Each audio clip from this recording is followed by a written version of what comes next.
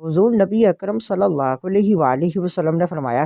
جب اللہ تعالیٰ کی بارگاہ میں پیش کرتے ہیں تو صحیفہ یا اعمال نامہ کے شروع اور آخر میں بسم اللہ الرحمن الرحیم۔ آج کی حدیث مبارک، کثرت استغفار سے مغفرت۔ مسند البازار، حدیث نمبر 6696۔ حضرت انس بن مالک رضی اللہ تعالیٰ عنہ سے روایت ہے کہ حضور نبی اکرم صلی اللہ علیہ وآلہ وسلم نے فرمایا، یعنی اعمال کی نگرانی پر مقرر دو فرشتے ایک دن میں محفوظ کردہ اعمال جب اللہ تعالیٰ کی بارگاہ میں پیش کرتے ہیں تو صحیفہ یا اعمال نامہ کے شروع اور آخر میں استغفار دیکھ کر اللہ تعالیٰ فرماتا ہے، اس صحیفے میں درج شدہ اپنے بندے کے گناہوں کو میں نے معاف کر دیا۔ اس حدیث مبارک کے پیش نظر اخلاص، توجہ اور ادب کے ساتھ استغفار کی کثرت کرنی چاہیے، خصوصاً دن کا آغاز اور اختتام دعائے مغفرت پر ہونا چاہیے۔ انسان خطاؤں کا پتلا ہے، دن رات اس سے لغزشیں ہوتی رہتی ہیں،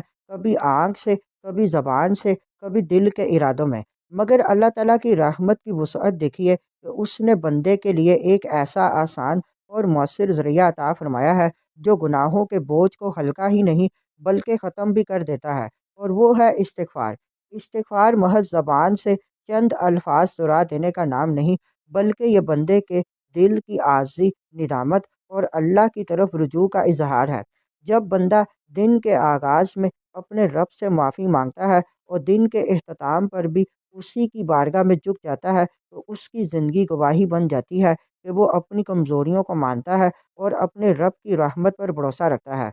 اللہ تعالیٰ کو وہ بندہ بے حد محبوب ہے جو بار بار گرنے کے باوجود در توبہ چھوڑ کر نہیں جاتا، جو گناہ کے بعد مایوس نہیں ہوتا بلکہ استغفار کے ذریعے امید کا دامن تھام لیتا ہے۔ ایسے بندے کے لیے اللہ تعالیٰ کی طرف سے خاص کرم ہوتا ہے اور اس کی خطائیں اس کی راہ کی رکاوٹ نہیں بنتی۔ یہ بھی اللہ کی شان کریمی ہے کہ وہ بندے کے اعمال کو مجموعی طور پر دیکھتا ہے۔ اگر بندے کی زندگی کا آغاز اور انجام استغفار سے مزین ہو، اگر اس کی زبان پر کثرت سے معافی کے کلمات ہوں، تو اللہ تعالیٰ اس کے درمیان آنے والی لغزشوں کو اپنی رحمت سے ڈھانپ دیتا ہے۔